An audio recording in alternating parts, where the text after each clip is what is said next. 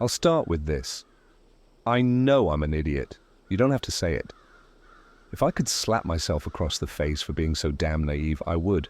But when you're desperate, when life has kicked you in the teeth so many times you've forgotten what normal even feels like, you'll do just about anything to catch a break. A few months ago, I was at rock bottom. Lost my job, my apartment, and my girlfriend in the span of 3 weeks. My savings were gone, and I was sleeping in my car, eating gas station sandwiches. I was one bad day away from losing that too. That's when I got a text from an old friend named Daryl. Daryl wasn't exactly a role model. He was the guy who always knew where to get fake IDs, untraceable burner phones, and sketchy pills that probably came from a guy's basement lab. I hadn't talked to him in years, but he said he had a way I could make money, real money, and fast. At that point, I didn't have anything to lose, so I met up with him. He handed me a beat-up old laptop with no branding, already loaded with Tor, and some software I'd never heard of. He told me about this site on the dark web where people auctioned off everything you could think of: stolen cars, fake passports, exotic animals. He said the real money was in the private auctions where only a select few could bid.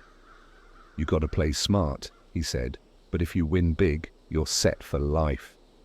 It sounded insane, but the way he talked about it made me curious. He made it seem like some kind of underground gold rush. I spent the next week digging around, figuring out how the auctions worked.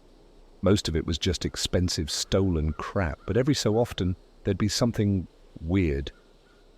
Rare and untraceable assets, they called it. I saw auctions for human teeth, jars of blood, even a lock of hair from someone claiming to be royalty. I should have walked away then. I didn't. One night I got an invite to a private auction. The description was vague. Item number 322, the rarest, most exclusive offering.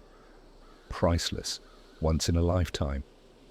The bidding was invite only, and there was a massive buy-in just to participate, 10 Bitcoin. At the time, I didn't even know how much that was worth in dollars, but I figured it was a lot. I didn't have that kind of money, but Daryl said he could lend it to me. The catch? I'd owe him double if I lost. I wasn't thinking straight. I was hungry, tired, and desperate. So, I agreed. The auction was live-streamed, but no one spoke. It was just text on a black screen, the bids rolling in every few seconds. There were maybe 5 other bidders, and the numbers climbed fast. I still didn't know what the hell I was bidding on, but the mystery of it was addictive. The chat was full of cryptic messages, worth every Satoshi. Last one sold for twice as much. You'll never see something like this again. I started getting this weird feeling in my gut, like I was walking blindfolded into traffic. But I'd already thrown in my bid, and backing out wasn't an option. I figured, worst case, I'd just resell whatever it was to the highest bidder and pocket the difference. When the timer hit 0, I couldn't believe it. I won. For a second, I felt this rush, like maybe I'd finally caught a break.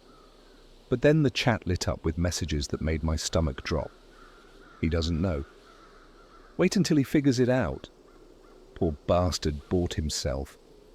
I thought it was some kind of joke. Bought myself? What the hell did that even mean? The site sent me a confirmation email with a pickup address and a time. No details, just coordinates. I thought maybe I was picking up something physical, some rare artifact or tech or whatever. I didn't realize the truth until I got there. The address led me to a warehouse in the middle of nowhere. It was one of those sketchy places that reeked of mildew and chemicals with no signs or markings. There was a single guy waiting for me, a tall, gaunt man in a black hoodie, his face obscured by a surgical mask. "You're late," he said. His voice was flat, mechanical, like he was reading a script. "Follow me." I don't know why I went inside. Maybe I was scared he'd report me to the site if I bailed. Maybe I was just stupidly curious. Either way, I followed him through a maze of hallways until we reached a small room with a metal chair bolted to the floor. The chair had leather straps on the arms and legs like something out of an old electric chair setup. "Sit," he said. What's this for?" I asked, trying to keep my voice steady. "You won the auction. This is the verification process. Sit." Every instinct in my body screamed at me to run, but my feet wouldn't move. I sat. As soon as I did, he strapped my wrists and ankles to the chair. That's when I realized something was seriously wrong. "Wait, what are you doing?" I asked, panic creeping into my voice. He didn't answer. He pulled out a syringe filled with some clear liquid and jabbed it into my arm before I could even flinch. Within seconds, my vision blurred, and my body felt like it weighed 1,000 pounds. I could still hear and see, but I couldn't move. I was completely paralyzed. The man pulled out a laptop and pointed the camera at me. The screen showed a live stream of my face, my wide, terrified eyes staring back at me. "This is item number 322, he said, typing as he spoke. "Winning bidder has claimed ownership. Transaction complete." When the paralysis wore off, I was lying on the floor, shaking uncontrollably. The man was gone, but the laptop was still there, open to a message from the auction site. "Congratulations on your purchase. Ownership has been transferred. You are free to leave." That's when it hit me. I wasn't buying something. I was the thing being sold. I don't know how they did it, if they tracked me through the site, hacked my info, or if Daryl sold me out, but they'd put me up for auction like I was a damn piece of property. And the only reason I was free now was because I'd outbid everyone else. I stumbled out of the warehouse and drove for hours, too scared to stop. My mind was racing with questions I didn't want answers to. Who were the other bidders? What would they have done to me if they'd won? And most terrifying of all, how many other items were on that site? That was 2 weeks ago. I've been laying low ever since. But I don't think I'm safe. Sometimes I feel like I'm being watched. My phone glitches out randomly, and I've started getting weird texts from unknown numbers, messages like, "You can't run forever." "Ownership is a privilege. Next time you won't win." I don't know what to do. Part of me wants to go to the police, but how do I explain any of this without sounding insane? All I know is, whatever I got myself into, it's far from over. And if you're thinking about diving into the dark web for a quick payday, don't. It's not worth it. Trust me, I didn't sleep that night. After stumbling out of that cursed warehouse, I drove aimlessly for hours, the weight of what had happened pressing down on me like a vice. The reality was sinking in. I was the item on that auction. They'd sold me my own freedom. And now the other bidders, whoever they were, weren't happy about losing. By dawn, I found myself parked in a rest area off the highway. My hands were shaking uncontrollably, and I could barely grip the steering wheel. I needed to figure out what to do next. Going to the police felt risky. How could I explain any of this without sounding insane or implicating myself in illegal activities? I decided to reach out to Daryl. Maybe he knew more than he'd let on. I dialed his number, but it went straight to voicemail. Typical. I sent him a text. "We need to talk. Urgent." No response. As I sat there, my phone buzzed. For a brief moment, I hoped it was Daryl. Instead, it was an unknown number. "Enjoying your freedom?" My heart skipped a beat. I typed back, "Who is this?" Almost immediately, another message appeared. "You think you can buy yourself back? It doesn't work that way." Cold sweat trickled down my forehead. I looked around the rest area. A few truckers were milling about, but no one seemed out of place. Was I being watched? I typed again, "What do you want from me?" The reply was instant. "Payment. One way or another." Before I could respond, another message came through, a photo attachment. I hesitated, then opened it. It was a picture of my parents' house, taken from the street. My mum was visible through the kitchen window, washing dishes. Panic surged through me. They knew about my family. I hadn't spoken to my parents in months, not since things went downhill, but the thought of them being dragged into this made me sick. My phone buzzed again. Tick-tock, 3:22. I threw the car into gear and sped back onto the highway. I had to warn them. As I drove, I kept checking the rearview mirror, half expecting some unmarked van to be tailing me. Every car looked suspicious. My mind was racing, thinking of all the ways this could go horribly wrong. I called my mum. It rang several times before she picked up. "Hello." "Mum, listen, are you home?" "Yes, honey. Is everything okay? You sound out of breath." "Lock the doors. Don't answer the door for anyone. Do you understand me?" "What's going on? Are you in trouble?" "Just please do it. I'll explain everything when I get there." There was a pause. "All right, the doors are locked. Please tell me what's happening." "I can't right now. Just stay inside." I hung up, not wanting to say too much over the phone. Whoever was messing with me seemed to have eyes everywhere.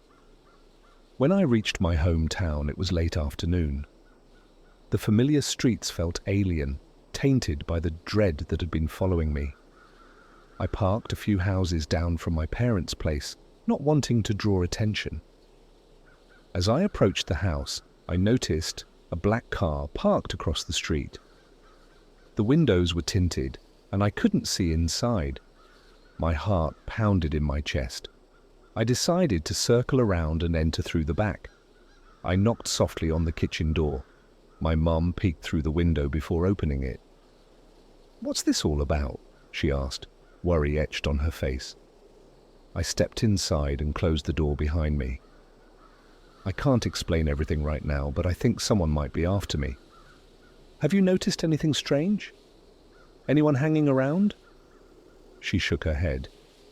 "No, but your father went out to run some errands. He should be back soon." "Call him. Tell him to come home." As she reached for her phone, the power suddenly went out. The hum of the refrigerator died, and the house plunged into an eerie silence. "That's odd," my mum said, her voice trembling. I peered out the window. The streetlights were still on. It wasn't a neighborhood outage. This was targeted. "Stay here," I whispered. "I'm going to check the circuit breaker." I moved cautiously through the house, the shadows stretching and contorting in the fading daylight. When I reached the basement door, I hesitated. The darkness below seemed thicker than usual, as if it were alive. Using my phone's flashlight, I descended the creaking steps. The air was damp, and the musty smell of the basement filled my nostrils. As I reached the bottom, I heard a faint, scratching sound. "Hello?" I called out, instantly regretting it. Silence. I approached the circuit breaker panel. All the switches were in the off position. That didn't make sense. Someone had manually turned them off. A floorboard creaked behind me. I spun around, the flashlight beam darting across the room. For a split second, I thought I saw a shadow move, darting out of sight. "Who's there?" I demanded, trying to sound braver than I felt. No response. I backed up towards the stairs, keeping the light in front of me. Just as I placed my foot on the first step, something cold and metallic pressed against the back of my neck. "Don't move," a low voice hissed. My breath caught in my throat. The object pressed harder, a gun, no doubt. "What do you want?" I managed to whisper. "You know exactly what we want," the voice replied. "You should have stayed away." "Please, just leave my family out of this." A dry chuckle. "Too late for that. Transactions have consequences." I felt a surge of adrenaline. I had to do something. Without thinking, I swung my elbow back, connecting with flesh. The grip on the gun loosened, and I seized the opportunity. I turned and shoved the assailant backward. In the dim light, I caught a glimpse of a masked figure dressed in black. He recovered quickly, lunging at me. We grappled, knocking over shelves and boxes. The sounds of our struggle echoed in the confined space. "Mom, get out of the house!" I shouted between grunts. He tried to wrestle me to the ground, but I managed to push him off balance. He stumbled, and I saw my chance. I dashed up the stairs, slamming the basement door behind me. "Mom, we have to go!" She appeared in the hallway, eyes wide with terror. "What's happening?" "No time to explain. We need to leave now." As we headed for the front door, it burst open.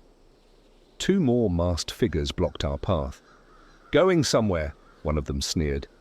We backed away. My mind raced. The only escape was the back door. "Run!" I yelled, grabbing my mum's hand.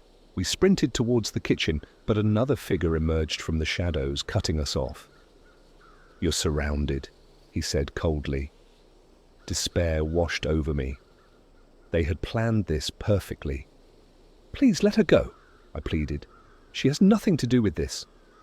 One of them stepped forward. "It's simple. You owe a debt. Come with us, and we'll leave her unharmed." I looked at my mum. Tears welled in her eyes. "Don't do it," she whispered. I couldn't let them hurt her. "Fine," I said, raising my hands.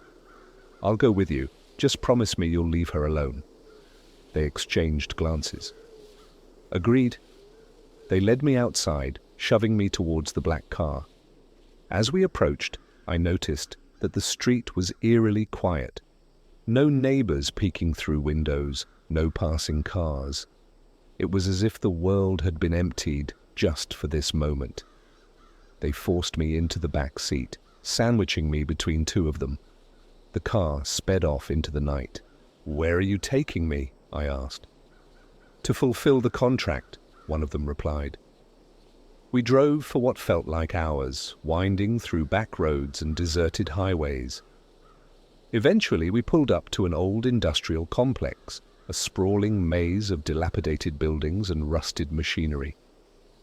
They dragged me inside one of the buildings, down a labyrinth of corridors until we reached a large room lit by a single, flickering fluorescent light. In the center stood a chair, the same kind from the warehouse. "Sit," one of them ordered. I hesitated, but a sharp jab to my ribs convinced me to comply. They strapped me in, securing my wrists and ankles. Panic surged through me. A door opened, and a man walked in. He was well dressed, in stark contrast to the others. His face was obscured by shadows. "Mr. 322, he began, his voice smooth and composed.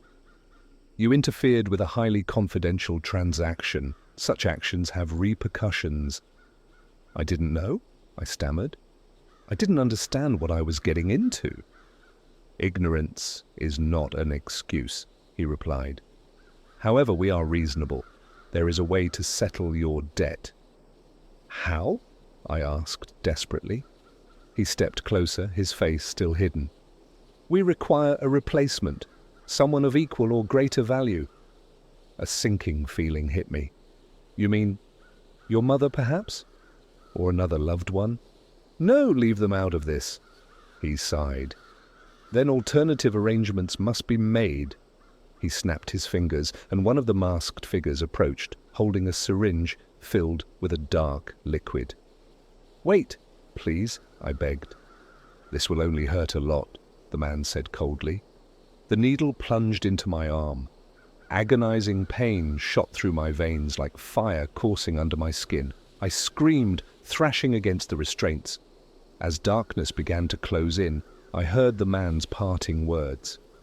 "Welcome back to the auction. Item number 322. I woke up in a dimly lit room, lying on a cold metal table. My head throbbed and my vision was blurry. As I tried to sit up, I realized I was restrained. A voice crackled over a speaker. "Let the bidding begin!" Panic set in. I was back where I started, perhaps even worse off. The walls around me were lined with one-way mirrors, and I could feel the eyes of unseen bidders watching, evaluating. My mind raced. I had to find a way out, but the restraints were too tight. The sound of muffled voices filled the room, numbers being called out, higher and higher. I was being sold again, but this time escape seemed impossible. I woke up to a sharp, metallic taste in my mouth and a pounding headache that made it hard to think. My wrists and ankles were strapped down to a cold metal table, and the faint hum of machinery filled the room. The last thing I remembered was that needle, the fire coursing through my veins, and the realization that I was being dragged back into the nightmare I thought I'd escaped.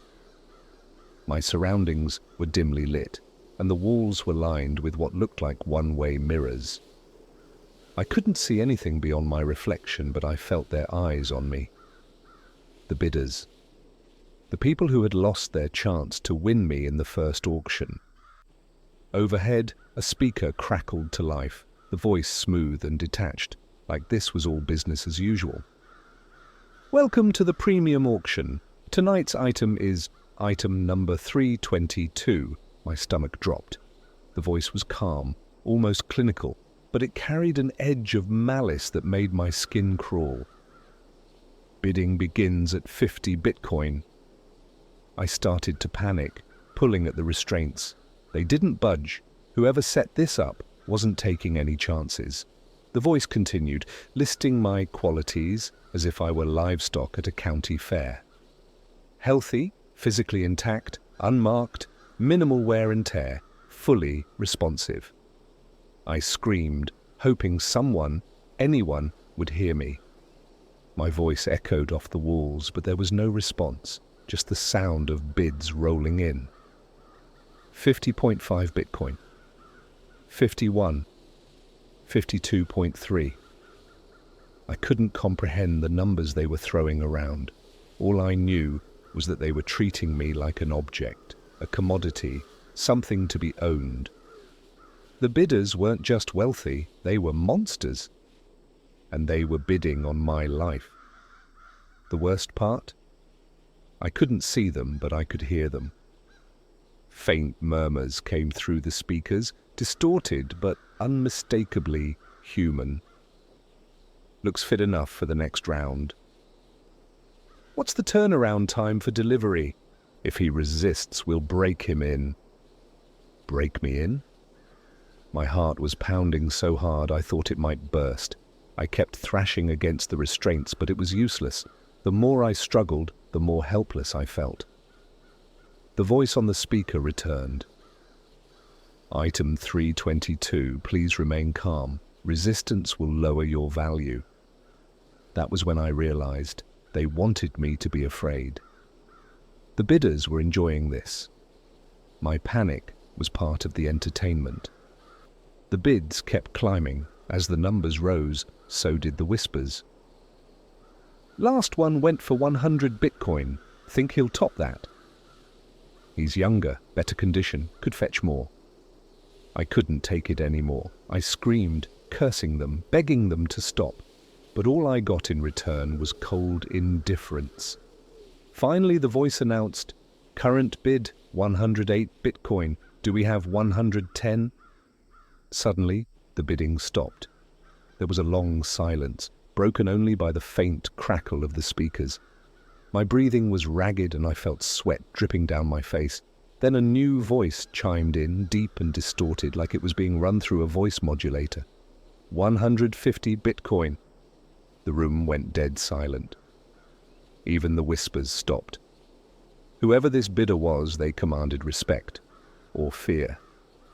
The original voice returned, hesitant for the first time. 150 Bitcoin. Going once? Going twice? I held my breath. I didn't know whether to feel relieved or terrified that someone had made such an insane bid for me. Sold to anonymous bidder number 13. The speaker clicked off, and I was left in silence. My restraints didn't loosen. Nothing happened.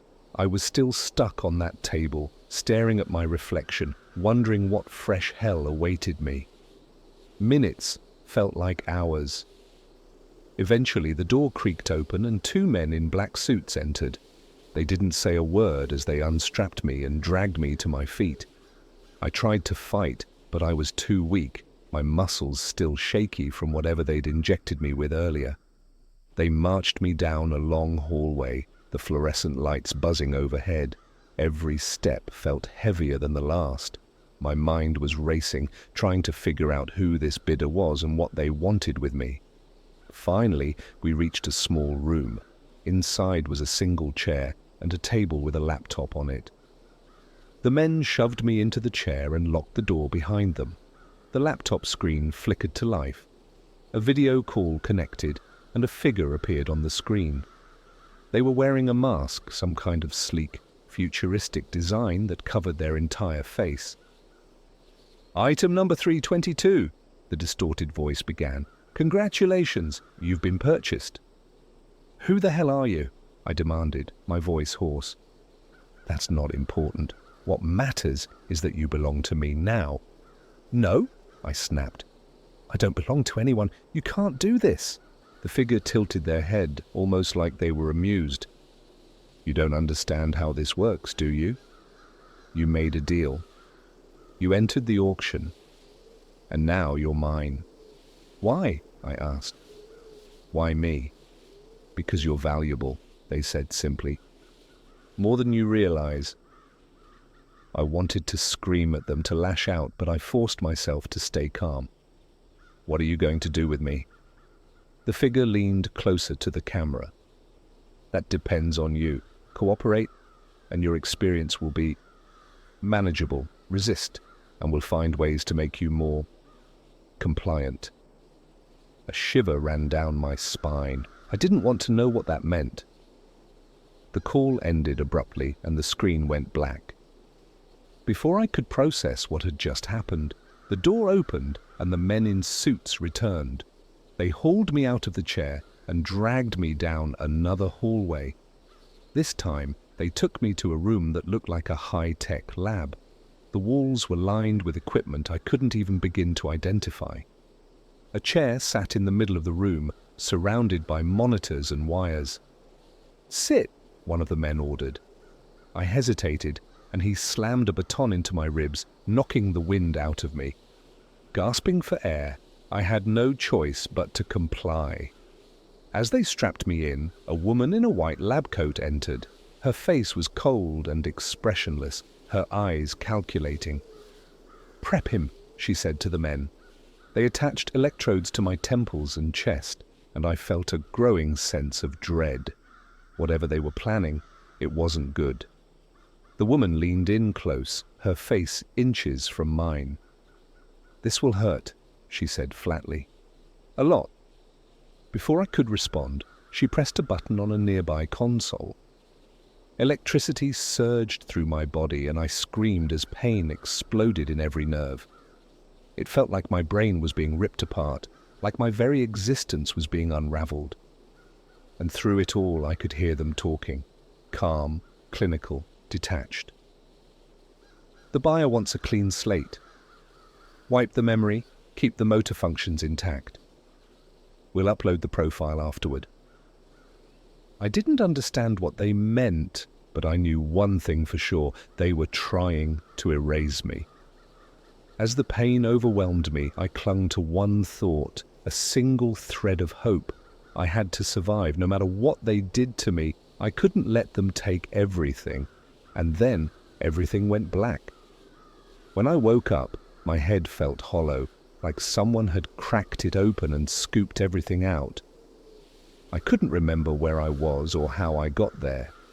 The room was dark, illuminated only by a faint green glow from the walls. No windows, no doors that I could see. My arms and legs were strapped to the chair, and every joint ached like I'd been electrocuted. Flashes of pain rippled through my skull, as if something was fighting to stay buried in my mind. I tried to piece together what had happened, but my thoughts were slippery, fragmented. My own name felt distant, like it didn't belong to me anymore. I could remember pain, screaming, faces, distorted and hazy, staring at me while I begged them to stop. But why? What did they do to me? The green light flickered, and a voice crackled through a hidden speaker. "Good morning. Item number 322. It's nice to see you awake." That voice. I remembered it. The distorted, mechanical tone. The buyer. Whoever they were the reason I was here. "Where am I?" My voice came out hoarse, unfamiliar. "What do you want?" "You're in a holding facility. Let's call it a transition phase. You're undergoing some adjustments." Adjustments? My hands curled into fists, the only movement the restraints allowed. "What did you do to me?" The voice chuckled, cold and mechanical. "It's not what we've done, it's what we're going to do. You've proven to be a particularly expensive acquisition, and we have plans to maximize your value. I'm not some fucking asset." I spat. "I'm a person." "Not anymore. You forfeited that right the moment you entered the auction. We own you now. Every thought, every memory, every action, it's ours to modify as we see fit." The words hit me like a freight train. Modify? What did that mean? Before I could ask, the room shifted. The walls seemed to move, and a door I hadn't noticed before slid open silently. Two figures stepped inside, more men in black suits, their faces expressionless and cold. They unstrapped me from the chair, lifting me like dead weight, and dragged me down a long corridor. The hallway stretched endlessly, the green glow casting eerie shadows that danced along the walls. My head throbbed with every step, and I couldn't stop the flashes of fragmented memories. My mother's face, the warehouse, the auction screen with my name plastered on it. But none of it made sense anymore. It felt disjointed, like it belonged to someone else. They shoved me into another room. This one was larger, sterile, with walls lined with monitors displaying images I couldn't understand. On one screen, a forest flickered in and out of focus. On another, a looping video of a child's birthday party played in eerie silence. A third screen showed a live feed of me sitting in the chair I'd just been pulled from. "What is this?" I whispered, my voice trembling. A woman entered the room, her presence cold and clinical. She wasn't wearing the usual black suit. Instead, she was in a pristine white lab coat, her hair tied back in a severe bun. Her expression was void of emotion as she set a clipboard on a nearby table and turned to face me. "You've been selected for reconditioning," she said flatly, as if announcing the weather. "A complete reset. The buyer has specific requests." "Reconditioning?" I repeated, dread twisting in my gut. "What does that mean?" "It means you won't be you anymore," she replied, her tone casual, almost bored. "Your memories, your personality, they're irrelevant now. What matters is the profile we're building for the buyer's requirements." "No," I said, shaking my head. "You can't do that. You can't just erase me." She raised an eyebrow, almost amused. "You'd be surprised what we can do." The men forced me into another chair, this one surrounded by machinery that buzzed and whirred ominously. Wires snaked around me, their ends tipped with electrodes. The woman approached, holding a syringe filled with a dark blue liquid. "This will help with the process," she said, injecting it into my arm before I could protest. Almost immediately, a cold numbness spread through my body. My limbs felt like lead, but my mind was still racing. She leaned over me, her face inches from mine. "The first step is to strip away the unnecessary clutter, memories, attachments, anything that makes you unique. After that, we'll install the new profile." "Install?" I rasped. "I'm not a fucking computer." "To us, you are," she replied. "But don't worry, it won't hurt for long." She pressed a button, and the machines roared to life. Electricity surged through the wires, and my vision blurred. Images exploded in my mind, flashes of my childhood, faces of people I loved, moments of laughter and pain. But they weren't staying. They were being ripped away one by one, like pages torn from a book. I screamed, thrashing against the restraints, but the numbness had taken hold. I couldn't fight them. All I could do was watch as pieces of myself were erased. Through the haze, I heard the woman speaking again, her voice distant but clear. Subject is showing resistance. Increase voltage. Pain shot through me, sharp and all-consuming. My screams echoed in the sterile room, but no one flinched. To them, I was just another experiment, another item. "Good," she said. "The memories are fragmenting. We'll begin the installation soon." I wanted to fight, to hold on to who I was, but I couldn't. It was like drowning in an ocean of static, my thoughts slipping further and further away. Faces I knew became strangers, places I'd been turned into empty spaces. My own name felt foreign, like a word in a language I didn't understand. But then something strange happened. As they dug deeper, trying to strip me bare, they hit something. A memory they couldn't erase, a face, sharp and vivid, cutting through the static like a beacon. It was my mother. Her face was clearer than anything else, her voice echoing in my mind. "You're stronger than you think. Don't let them break you." For the first time, I felt something other than fear. I felt anger, raw, burning anger. I focused on that memory, clinging to it with everything I had. The machines fought back, the pain intensifying, but I didn't let go. If they wanted to erase me, they'd have to fight for it. The monitors around me began to glitch, the images flickering wildly. Alarms blared, and the woman shouted something I couldn't hear over the chaos.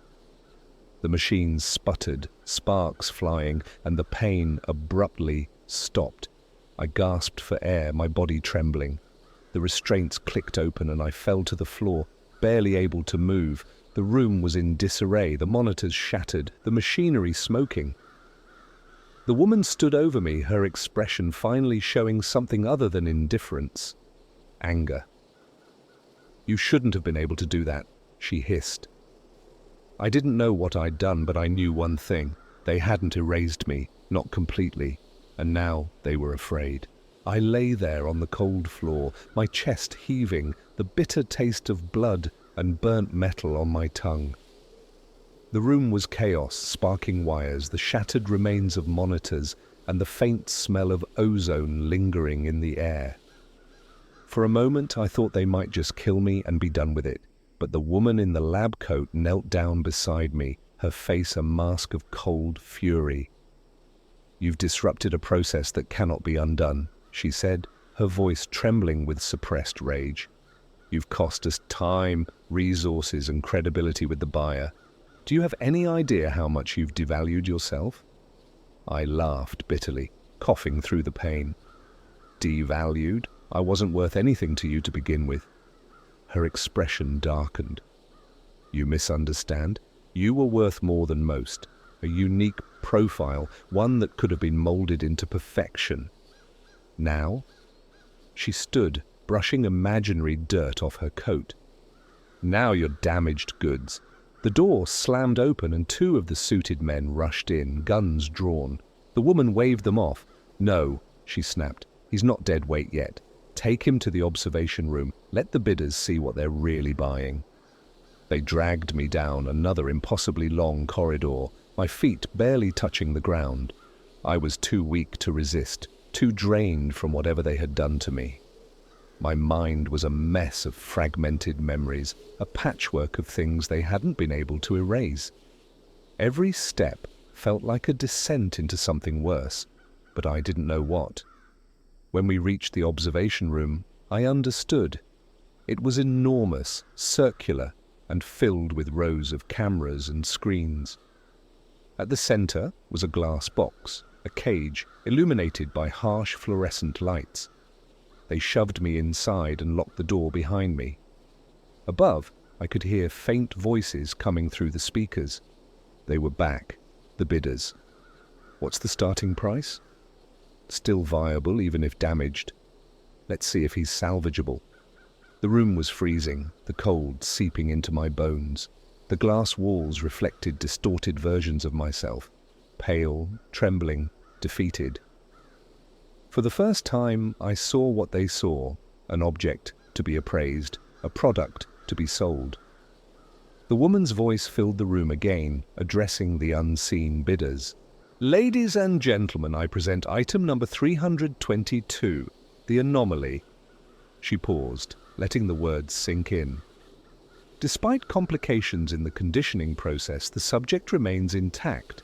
Resistant, yes, but highly adaptable. A rare combination. The bidders responded immediately, their voices buzzing with excitement. Start at 120 Bitcoin. 130. I'll cover reconditioning costs myself. 150. No reconditioning. I want him as is. That last bid sent a shiver down my spine. They didn't want me to be wiped clean. They wanted me exactly like this, broken, aware, and terrified. The numbers climbed higher, faster than before. The bidders were feeding off my fear, my defiance. It was a game to them, a spectacle. But then the lights flickered, the monitors glitched, lines of static distorting the feed. The murmurs of the bidders turned to confusion. "What's happening?" one of the voices demanded. The woman barked orders to someone outside the room. "Stabilize the feed, now!" Suddenly, the speakers crackled and a new voice broke through, a deep, distorted tone that made the air feel heavier. Auction terminated, final bid accepted. The room went silent.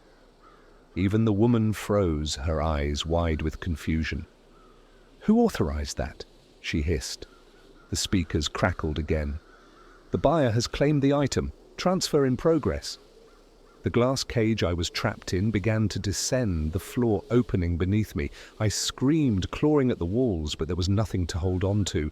The light above me grew smaller and smaller until I was plunged into complete darkness. When the cage finally stopped, I found myself in a smaller, darker room. The walls were metal, the air damp and cold. There was only one thing in the room, a single monitor on the far wall. It flickered to life, and the masked face of the buyer appeared. This time, it wasn't distorted by static. It was clearer, more menacing. "Item number 322, the voice said almost gently. "You've caused quite the stir." "What do you want from me?" I whispered, my voice barely audible. The mask tilted slightly, as if the buyer were considering my question. "What I want," they said, "is what I paid for. Not just a body, not just a blank slate. I want you, your will, your resistance, your fear, all of it. You're not just a product to me, you're an investment." I stared at the monitor, the weight of their words crushing me. "You're sick," I spat. "You're insane." The buyer chuckled, a low, guttural sound. "Perhaps, but you're mine now, and we have so much work to do." The monitor blinked off and the room plunged back into darkness. I was alone, but not for long. The walls began to hum, and I felt the air shift around me. It wasn't just cold anymore, it was suffocating, pressing down on me like a physical weight. Then I heard it. A faint whisper, so close it could have been inside my own head. "Welcome to your new life." The whispers grew louder, overlapping, a cacophony of voices that made my ears ring. They spoke in fragments, taunting me, reminding me of everything I'd lost. "You can't escape. Run all you want, we'll find you." "This is where you belong," I screamed, covering my ears, but it didn't stop. The voices burrowed into my mind, filling every corner, drowning out my own thoughts. I don't know how long I stayed in that room. Hours? Days? Time lost all meaning. They fed me just enough to keep me alive, but the isolation, the darkness, the voices, it was worse than death. And then one day, the whispers stopped. The door opened, and two figures entered. They didn't speak as they unshackled me and led me out into blinding light. The buyer was waiting. I couldn't see their face behind the mask, but I could feel their satisfaction. "Shall we begin?" they asked. I didn't respond. I couldn't. I wasn't me anymore. I was theirs. And in the end, I realized that was the scariest part. not the auction, not the bidders, not even the buyer.